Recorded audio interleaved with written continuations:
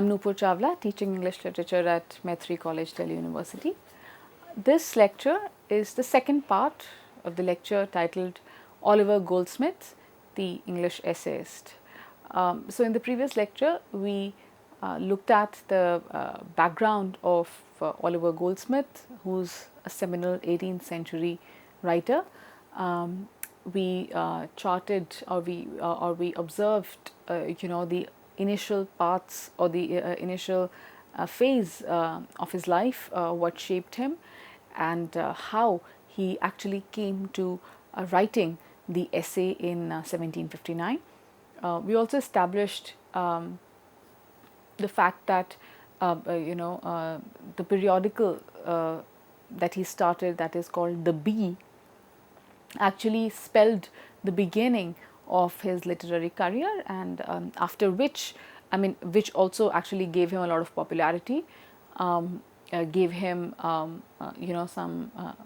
space and recognition with another great literary figure of the 18th century, that is Dr. Johnson. And thereafter, he went on to write some of the works that all of us are aware of, such as the poem Deserted Village, his novel The Vicar of Great Field, and the rest, right? So in this lecture, and also in the previous lecture, we had looked at certain excerpts of from the periodical The Bee, which acquainted us with the intention and the design that the author had in mind when he conceptualized this periodical. Now, in this lecture, we are going to look at one essay by him that was part of this periodical, and it's around the topic that might appear very philosophical, to an extent might appear even that as if you're being he's being prescriptive, but if you read closely his treatment of the subject, then you know that how Goldsmith deals with this topic that a lot of you might be aware of, but he deals with it in a very different way and giving it his color of the 18th century. So the topic that he picks up in the essay that we are discussing today is titled, and the essay was titled, Happiness in Great Measure Dependent Upon Constitution. Now you see the title itself of the essay, Happiness in Great Measure Dependent Upon Constitution. Now he's striking a very philosophical chord right at the outset. What does it imply? That happiness, right, our experience of happiness, when we feel happy, it is actually dependent upon the Constitution. Constitution means what we are made of. So implying what? Giving a central importance to human agency in how happy you feel is dependent upon how you or what you are constituted of, right? So this is just about the title. It seems to raise whip up some kind of a curiosity, but let's understand that what exactly does he go on to say in this interesting essay. The foremost thing, the first point that he makes in the essay is where he privileges the happiness that one feels during childhood as compared to one's situation later in life. So he says that it's easier for everyone to be happy when they are young, because when you grow up, so you've seen so much of life that, well, it becomes quite a situation to find happiness there, right? So he expresses this thought in the following quote in the beginning of the essay, where he says, when I reflect on the unambitious retirement in which I passed the earlier part of my life in the country, I cannot avoid feeling some pain in thinking that those happy days are never to return. So in the first part of the quote, he says that when I reflect on the unambitious retirement in which I passed the earlier part of my life in the country. So very clearly he is talking about the early days of the life, which he associates with unambitious retirement. Means that one is not ambitious, one is just relaxing. Joy comes very easy. He says, I cannot avoid feeling some pain when I think of those happy days, because that kind of feeling carefree was never to return. And then he goes on to say, I find that age and knowledge only contribute to sour our dispositions.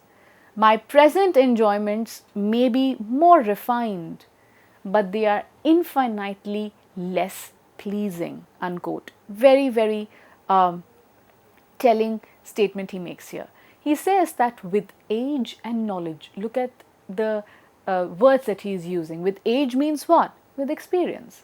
When you see a bit more of life, and with knowledge. Now, he is looking at knowledge with some amount of contempt, where he says that with knowledge and with experience, it only makes us sour. It only makes us maybe not, it takes away that natural sweetness that one would enjoy when one is young, not really aware of the world and living very intuitively. So he says, my present enjoyments when I'm an adult may be more refined. I might be doing things which are a lot more cultured, more refined, but they are infinitely less pleasing. But they do not please as much as those earlier days of my life would, when there was that innocence that was bereft of experience and quote unquote knowledge of the world, right? So this is where we see that very unique sensibility of Goldsmith, where he's giving precedence to that innocence which one loses as one goes ahead in life, and happiness, therefore he says it becomes slightly difficult to be happy as one goes through life, right? You might wonder that, is he a pessimist? Definitely not. If you look at the other excerpts from his essay, you will get a sense of it. Now you see, the next point that he goes on to make in the essay is about happiness, intellect and public perception. Okay, he draws a connection between the three, and he explains this with an example. Now, I would not like to elaborate without an example. Let's just look at the quote here first. He says, and I quote, I remember to have once seen a slave in a fortification in Flanders. So he's talking about a slave that he once saw in captivity, okay, who appeared no way touched with his situation. He says he was so untouched with his situation, even though he was trapped, he was enslaved, but it didn't look like that he was enslaved. He was maimed, he was deformed and chained, obliged to toil. He was made to work really hard and condemned to this for life, and this was supposed to be his life.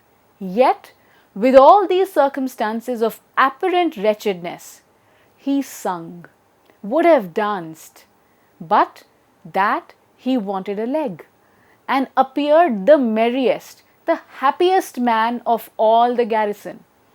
What a practical philosopher was here! Though seemingly destitute of wisdom, he was really wise, unquote. Now look at this. He's talking about a slave who had everything, all the pains inflicted. There's captivity, there was physical pain inflicted on him, and that was supposed to be the lot for his life. He says, and yet I saw him the happiest man in the garrison. Right? He was dancing, quite odd by the usual logic, as you and I also know. He says, what a practical philosopher was here, though seemingly destitute of wisdom, he was really wise. He says that even as one might say that a slave, who would call slave somebody wise? But he says he was the one who was actually wise. Why was he wise? Why do you think Goldsmith is calling this slave wise? I think the answer is quite obvious, but let's look at the other following quote also to be further clear what Goldsmith is trying to hint at.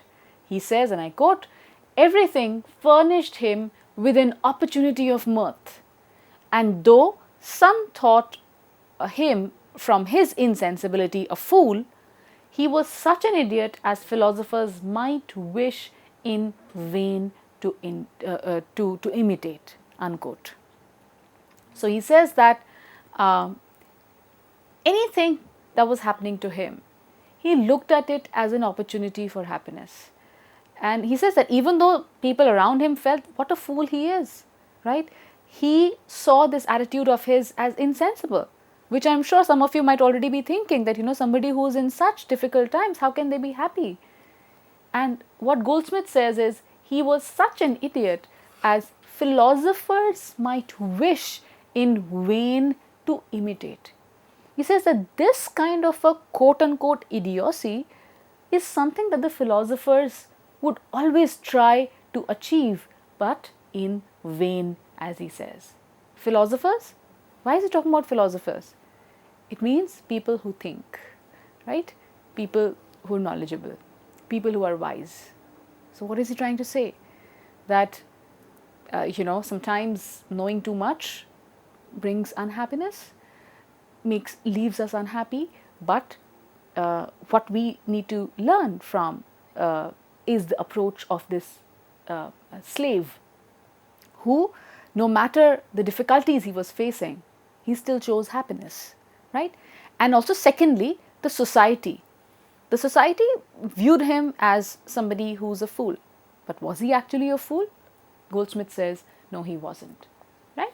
The third point that he makes in the essay, he shares the point of view of such men who choose happiness in all circumstances, right? He acquaints us with the thought process of such people, and and when he does this in the essay, this gives his observations both a philosophical and also a psychological bent, right? So let us see how he does this, how he gives us access into the thought process of such people. And let's look at this next quote. He says, "The most calamitous events, either to themselves or others, can bring no new affliction." Means the most calamitous, the worst of the things that might happen, either to themselves or to others, can bring no new affliction. It is nothing new, right? The whole world is to such people a theatre.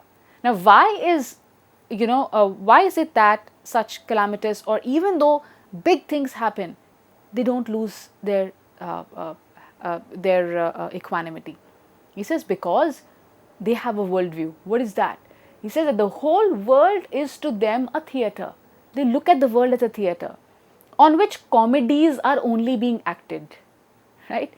All the bustle of heroism or the rants of ambition serve only to heighten the absurdity of the scene and make the humor more poignant, unquote. So now he's telling us what is perhaps in the mind of such people who choose happiness. He says that their worldview is very different. They look at the world as a theatre, as a stage in which comedies are being acted, right? So all these events that happen in life are nothing but events out of a comedy, right? That's the approach. All the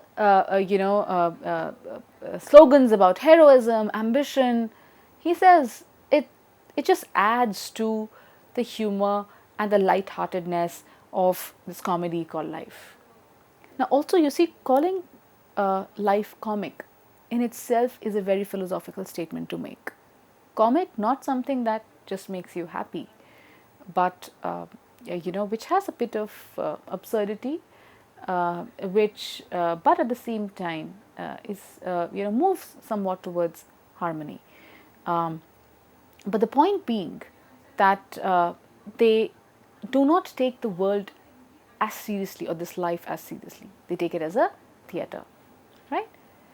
Next, point number 5 that he makes in the essay, he discusses the approach to the issue of keeping society and its responses in mind. Now we know that he's an 18th century writer. He totally cannot be blind to how a society impacts an individual and vice versa, right? So they are really rooted in the social dynamics. So even here, as Goldsmith is talking about happiness and the philosophical and the psychological aspect of it, he doesn't leave society behind, right? So let's see what he says about that. He says, and I quote, "It matters not whether our good humor be construed or understood by others into insensibility or even idiotism. It is happiness to ourselves, and none but a fool would measure his satisfaction by what the world thinks of it." Unquote. He says it does not matter that our good humor, that let's say if we are happy despite all the difficulties that we might be assailed with, people might think that we are not sensible. People might think that we are acting out of line. But well, he says if it is happiness to ourselves, that should be the only purpose and the only point in our mind, because it's only a fool who would measure his satisfaction by what the world thinks of it. So because the satisfaction is something which is personal, how satisfied you are, what satisfies you, etc. All these are very personal questions.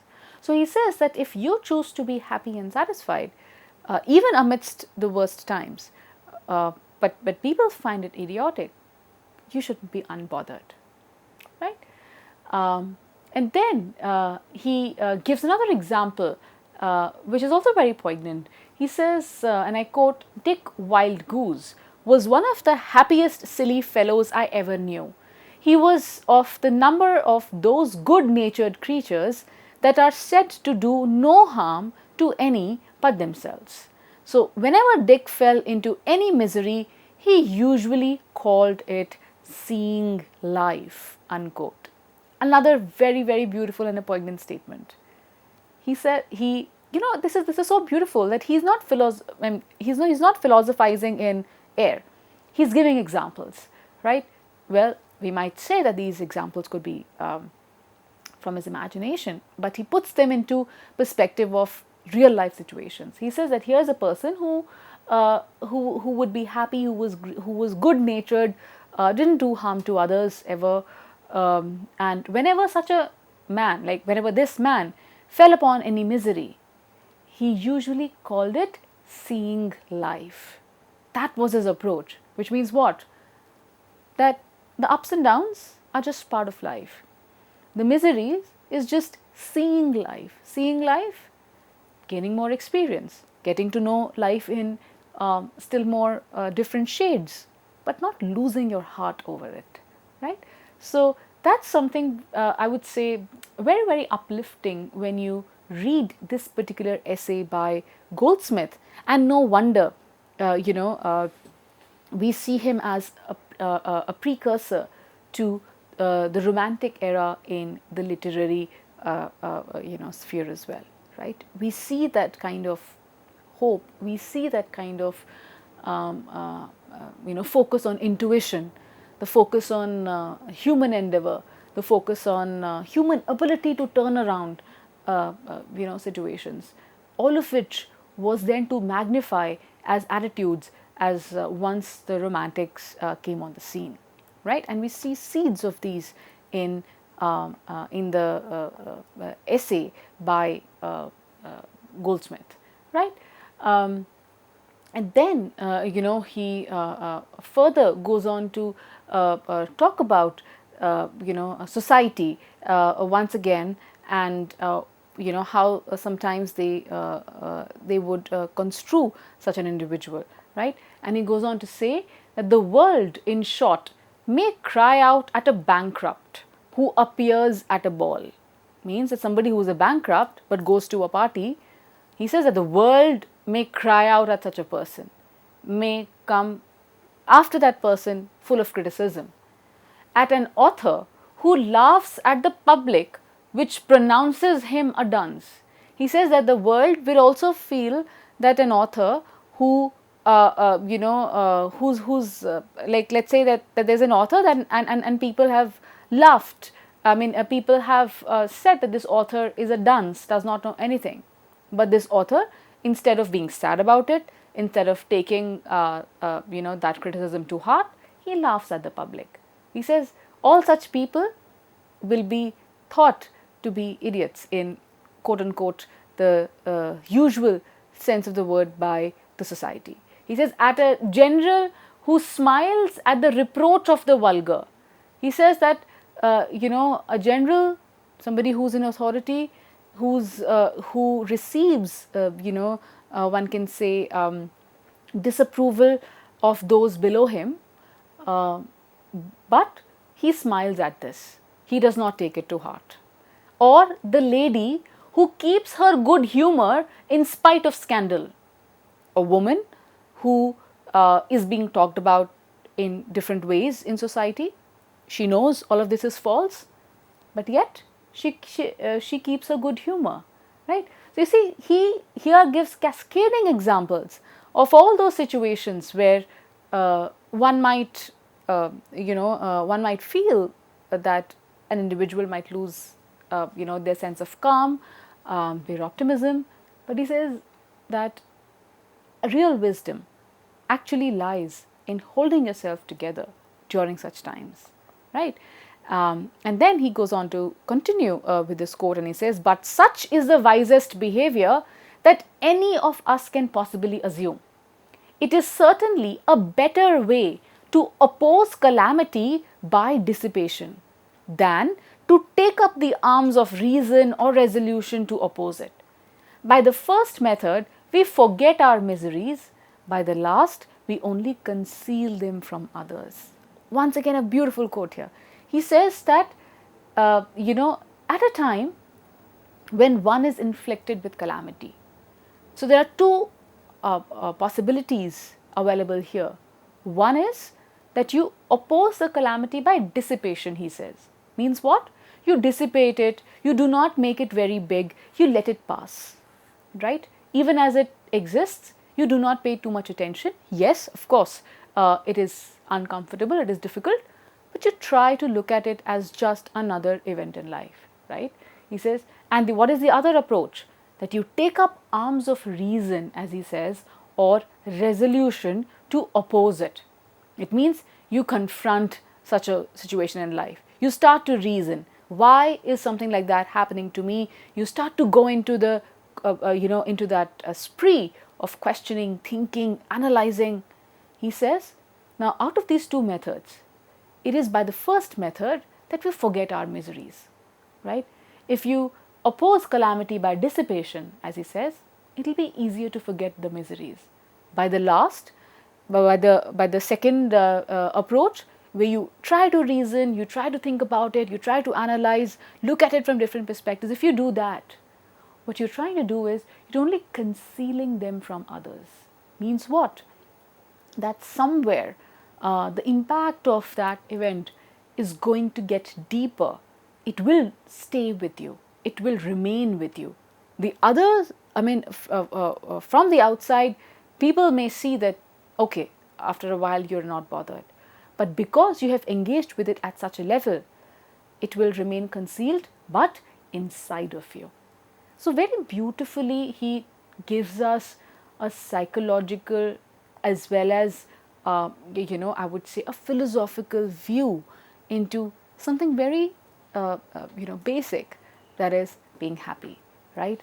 So if we go over the arguments that Goldsmith has given in this particular essay, now again connected to what we discussed in the first part of the essay, that he says that the topics that I choose to talk about are not scandal, right? And these are topics that just come intuitively to me, and look at and that's what we have seen. He's talked about something as simple and basic as happiness, something which we take for granted, right? But his treatment of this subject is not light, right? He does not I would say, sound as if he's standing on a pulpit and he's giving a lecture on it. But he, gives us, or he talks with reason. He talks with examples. He talks with real life situations. He makes you connect and understand the topic from both the philosophical as well as the psychological perspective, right? Making it a complete whole.